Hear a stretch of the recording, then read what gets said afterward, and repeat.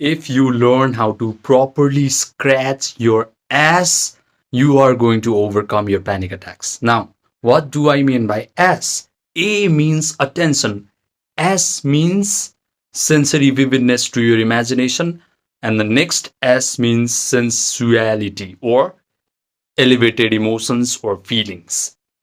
These are the three steps of my meditation process to heal your anxiety and panic attacks. Now, the thing that you must understand is don't be afraid. You don't be afraid because you have 46 chromosomes and anybody can learn how to meditate because we are made in the image of God. We are all creators.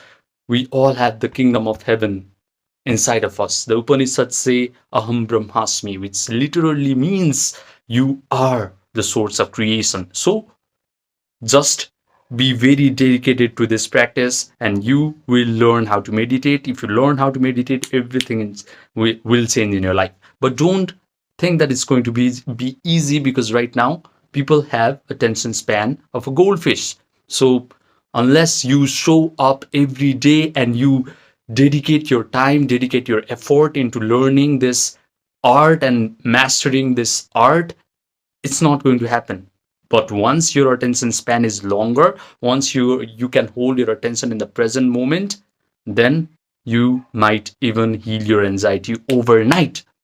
So the first step of my three-step meditation process is attention. In order to make your attention very keen, in order to place your attention in the present moment, what you need to do is chant Om, A-U-M, Om. There are so many different ways of developing your attention, but I recommend you to chant Om because it is also going to stimulate your parasympathetic nervous system of your body and makes you really calm and prepares you for a deeper state of meditation. I personally have also known about people who have healed, who have overcome their anxiety and panic attacks simply by chanting Om. They didn't even need to do the second step and the third step of my meditation process. They just did Om chanting for 20 minutes a day, 2 times a day, and after 3 months, all of their panic attacks went away. Anyway, after you do chanting of Om for 20 minutes, you must realize that your body is now very relaxed and your mind is very awake and you have this very calm sense of attention. Now your brain is producing alpha waves or even better theta waves. Now you are suddenly able to think in pictures, you can visualize clearly, and you're also very suggestible to your own imagination. You're very suggestible to the information that you can play inside of your own head. So what you have to do now is you start to visualize a scenario where you are the man that you want to become and you are already doing the things that you want to do. You probably want to become relaxed, happy, calm, joyful, empowered, confident person. So start to visualize that you are already that person. How are you going to act? How are you going to walk? How are you going to breathe?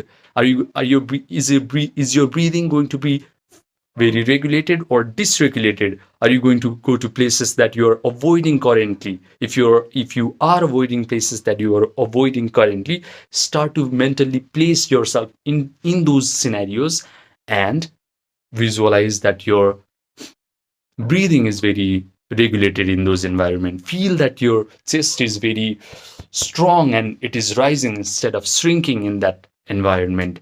How are your friends and family members going to treat you? How are you going to treat them? Are you going to tell them that now you have finally healed? Are you going to tell them that you guys don't have to worry about me anymore? Are they going to compliment you on how you have changed as a person, how you have become so peaceful, how you have become so relaxed and confident? Are you going to taste coffee again? Because right now, maybe you're avoiding stimulating agents. Are you going to date people? Because a lot of people cannot date while they are inflicted with a lot of mental pain. The thing about this visualization is you must make sure that you provide all sorts of sensory vividness to your imaginary act. The things that you can see, the things that you can hear, the things that you can taste, the things that you can smell, the things that you can touch. When you provide sensory vividness to your imaginary act, your brain, your mind loses the differentiation between that imaginary act and an experience that happens in this three-dimensional world. How crazy is that? And when that happens, your brain starts to create neural networks that reflect like that reflect that that that suggests that whatever you have imagined has already happened to you.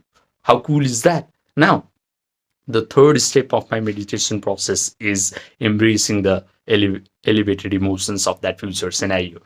You have imagined great future for yourself. You have become the type of man that you want to become, and you're doing the things that you want to do in your imaginary act. But unless you start to feel the emotions of that future, nothing is going to happen.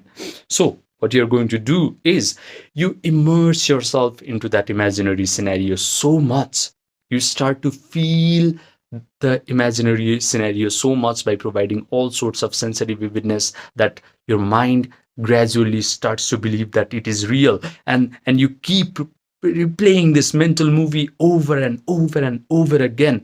And when you keep mentally rehearsing these imaginary scenarios enough times, those neural networks that was formed inside of your brain become permanent, become hard, become set, and it's going to send a rush of chemicals down your body. And those chemicals are what is going to create feelings.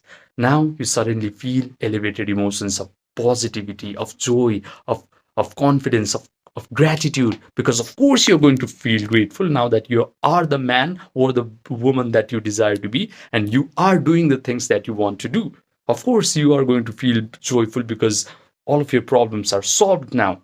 Now you have to understand that when you couple your imagination with these elevated emotions of joy, happiness, gratitude, then you are breathing your life into that imaginary scenario. Now suddenly that imaginary scenario is going to happen, it's going to materialize, and you are just going to scratch your head because you have just learned one of the greatest secret of life. This secret was taught by Neville Goddard in 20th century as imagination creates reality. It has been taught by many ancient yogis of India and Nepal, but it has been lost throughout all of these centuries. And I, again, now am bringing this to you guys so that you can overcome your panic attacks. Please do this. Please try to at least prove me wrong, because if you prove me wrong, I promise you that I will stop making these videos. But you cannot. So please at least try to prove me wrong.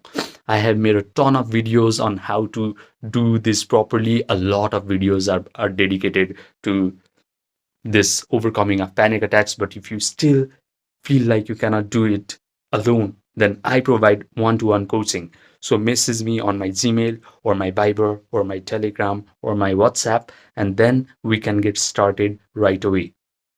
You have to remember that the sky is the limit. Once you truly know how to meditate correctly, once you truly know how to imagine correctly, once you truly know how to feel the emotions of your desired future correctly. Subscribe, and I will see you in the next video.